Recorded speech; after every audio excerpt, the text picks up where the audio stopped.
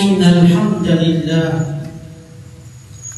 نحمده ونستعينه ونستهديه ونستغفره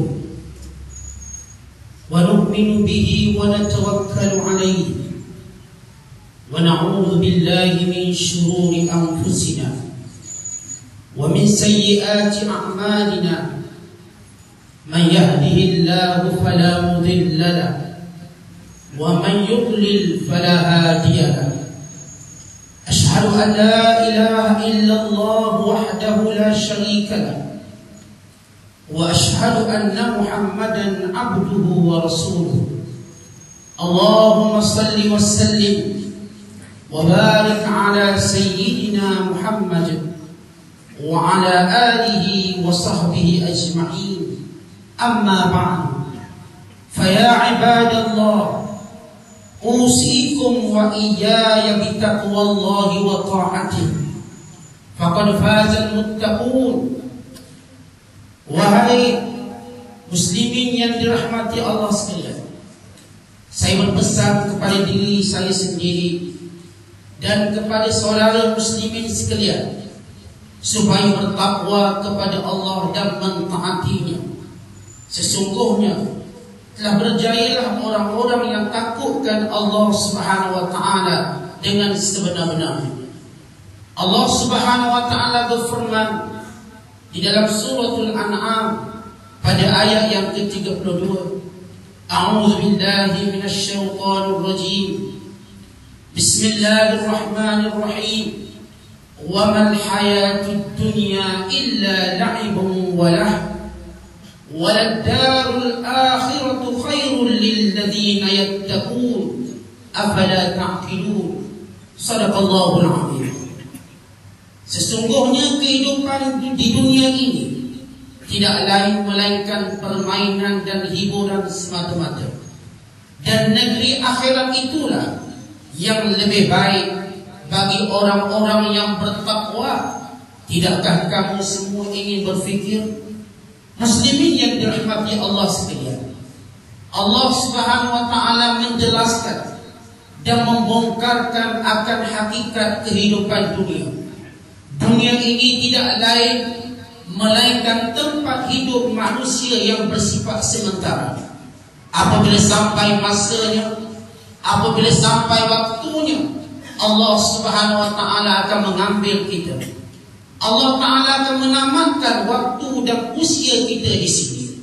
Maka orang yang paling rugi, orang-orang yang hanya menjadikan dunia ini tempat untuk mendapatkan hiburan dan keseronokan, sedangkan ianya bersifat sementara, dan selepas itu hisab yang berpanjangan dan azab yang amat memedihkan. Kerana itu manusia diminta untuk melihat kembali matlamat dan tujuan mereka berada di dunia ini. Sekiranya kita menjadikan dunia ini sebagai matlamat, maka kehidupan kita akan kosong di hari akhirat kelak, dan kita tidak akan mendapat apa-apa keuntungan di sisi Allah Subhanahu wa taala. Allah Ta'ala berfirman dalam surah At-Taubah, "Araditum bil hayatid dunya fama mata'ul hayatid dunya fil akhirati illa qalil." Adakah kamu lebih cintakan kehidupan di dunia? Kamu lebih suka untuk menetap di dunia, sedangkan tidaklah nikmat yang kamu dapati di dunia berbanding dengan akhirat kelak hanyalah suatu nikmat yang sedikit. Ikhwatal iman, saudaraku seagama, marilah kita meneliti bagaimana kehidupan sebenar yang diperintahkan oleh Allah Ta'ala kepada kita, supaya kita tidak menjadi golongan yang menyesal dan golongan yang rugi, yang menghabiskan segala masa dan waktu kita di dunia, sedangkan kita tidak memperolehi apa-apa kebaikan di sisi Allah Subhanahu wa Ta'ala. Allah Ta'ala memberi ingatan kepada kita semua sebagaimana yang tercatat dalam suratul Munafiqun. Firman-Nya, A'udzu billahi minasyaitonir rajim. Ya ayyuhalladzina amanu la tulhikum amwalukum wala auladukum an dzikrillah wa man yaf'al dzalika fa ulaika humul khasirun. Wahai orang-orang yang beriman, janganlah harta benda kamu dan anak pinak kamu melalaikan kamu daripada mengingati Allah. Sesiapa yang melakukan demikian, maka mereka menjadi golongan yang paling rugi sekali. Di dalam kisah Nabi Allah Sulaiman alaihissalam memberikan kepada kita suatu gambaran yang sebenar sikap orang beriman terhadap kehidupan dunia ini. Diriwayatkan ketika mana Nabi Allah Sulaiman keluar bersama dengan bala tenteranya yang begitu hebat, yang terdiri daripada kawanan burung yang melindunginya daripada atas, dan kalangan tenteranya di kalangan jin dan manusia yang berada di kiri dan kanannya. Dia berjalan dengan penuh kemegahan sebagaimana megahnya seorang yang paling berkuasa. Ya, Sulaiman diberikan segala kenikmatan dunia, segala kehebatan dunia yang tidak pernah diberikan kepada mana-mana raja di atas dunia ini. Ketika mana Nabi Allah Sulaiman berjalan, tiba-tiba salah seorang rakyatnya berkata, alangkah hebatnya nikmat ini, alangkah eloknya nikmat ini. Maka kedengaran suara yang disebutkan itu dibawa oleh angin sehingga Nabi Allah Sulaiman mendengarnya. Lalu Nabi Allah Sulaiman berkata kepada orang-orang beriman, wallahi la tasbihatun wahidatun fi sahifati mu'min khairun mimma u'tiya ibn Dawud. Demi Allah, satu tasbih yang Allah Ta'ala terima, yang Allah Ta'ala catat di dalam buku catatan orang beriman, lebih baik daripada segala dunia yang dipunyai oleh Nabi Allah Sulaiman ini. Lebih baik daripada segala kenikmatan yang Allah berikan kepada anak Daud ini. Kerana kerajaan ini, kekuatan ini, kekuasaan ini akan hilang dan akan binasa. Adapun bertasbih kepada Allah itu akan kekal selama-lamanya di sisi Allah Subhanahu wa Ta'ala. Ikhwatal iman, marilah kita berfikir sejenak, marilah kita bermuhasabah, kembali melihat kehidupan kita di dunia ini. Adakah benar-benar kita melaksanakan perintah Allah, tunduk dan patuh kepadanya dengan mematuhi segala perintahnya dan meninggalkan larangannya? Ataupun kita tidak pernah peduli apakah ini suruhan Allah, apakah ini larangan Allah, kerana kita hidup hanya mengikut hawa nafsu kita. Dan orang-orang yang mengikut hawa nafsu mereka akan dibinasakan oleh Allah Subhanahu wa Ta'ala, dan mereka tidak akan ada bahagianya di sisi Allah Ta'ala. Mari kita merenung kepada sahabat-sahabat kita yang pernah bersama-sama dengan kita. Mereka punya harta, mereka punya isteri, mereka punya anak-anak, mereka punya pangkat. Tiba-tiba kematian datang menjemput mereka. Apa yang mereka bawa? Apakah isi dunia yang mengikuti mereka? Tidak ada, melainkan amal, melainkan ketaatan mereka kepada Allah. Sabda Nabi sallallahu alaihi wasallam, "Mad dunya fil akhirah illa mithlu ma yaj'al ahadukum usba'ahu fil yam falyanzur bima yarji'." Tidaklah kenikmatan dunia yang kamu lihat ini berbanding dengan akhirat, melainkan perumpamaannya seperti seseorang kamu mencelup jarinya ke dalam lautan dan lihat apa yang melekat pada jarinya. Itulah nikmat dunia. Apakah kita ingin menukar nikmat akhirat dengan nikmat dunia?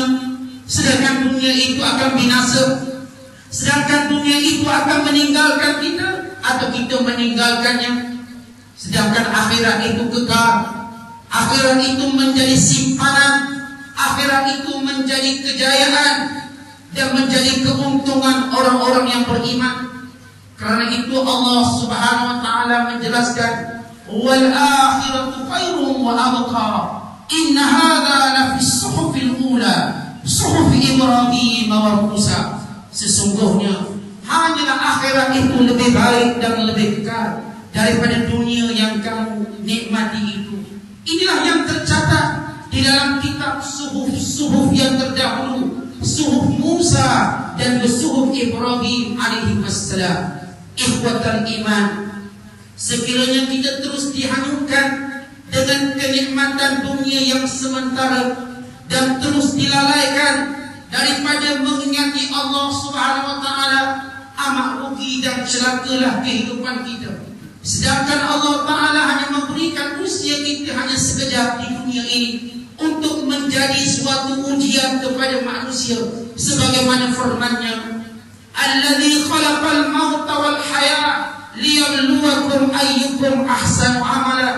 Dialah Allah yang menjadikan hidup dan mati ini sebagai ujian kepada kamu untuk melihat siapakah di kalangan kamu yang benar-benar melakukan amal yang soleh, karena ia adalah penilaian yang sebenar di sisi Allah. Diriwayatkan dan diceritakan oleh Al-Imam Al-Ghazali dalam kitab Ihya, ketika mana Jibril alaihi salam menemui dan mendatangi Nabi Allah Nuh alaihi salam. Sebagaimana kita tahu, Nabi Nuh antara makhluk yang Allah berikan usia yang panjang di atas dunia ini, yaitu selama 950 tahun. Satu nikmat yang hebat yang tidak mampu dibandingkan dengan usia kita hari ini yang rata-rata sekitar 60 dan 70 tahun sahaja. Apabila Nabi Allah Nuh diwafatkan oleh Allah, lalu Jibril alaihissalam berkata, "Ya Nabi Allah, fama wajadta dunya?" Wahai Nabi Allah, fa kaifa wajadta dunya? Bagaimana pandanganmu terhadap kehidupan dunia? Lihat dan dengar apa jawaban Nabi Nuh yang diberikan usia yang panjang itu. Beliau menyatakan, wajadtuha kadarin laha babani. Aku dapat di dunia ini bagaikan sebuah rumah sahaja yang mempunyai dua pintu. Dakhaltu min ahadihima wa kharajtu min al-akhar. Aku masuk salah satu pintunya dan aku keluar daripada pintu lainnya. Bagi menunjukkan dunia itu begitu singkat. Ini Nabi Allah Nuh yang dikurniakan 950 tahun. Bagaimana kita yang usianya hanya 60 tahun, 70 tahun, lalu kita dilalaikan, diapakan dengan kehidupan dunia. Sedangkan perintah Allah Ta'ala itu untuk kebaikan kita. Allah Ta'ala jadikan segala perintah itu untuk kebahagiaan kita. Allah Ta'ala menceritakan bagaimana syurga yang bersifat abadi, sedangkan dunia akan hancur binasa. Firman Allah Ta'ala, kullu man 'alaiha fan wa yabqa wajhu rabbuka dzil jalali wal ikram. Semua yang berada di atas dunia ini akan rosak binasa, akan hancur, melainkan Allah Subhanahu wa Ta'ala. A'udzu billahi minasy syaithanir rajim. Bismillahirrahmanirrahim. Inna a'tainakal kautsar fashalli li rabbika wanhar inna syani'aka huwal abtar. Barakallahu li wa lakum bil Qur'anil 'azim wa nafa'ani wa iyyakum bima fihi minal ayati wadh-dhikril hakim wa taqabbal minni wa minkum tilawata innahu huwal ghafurur rahim.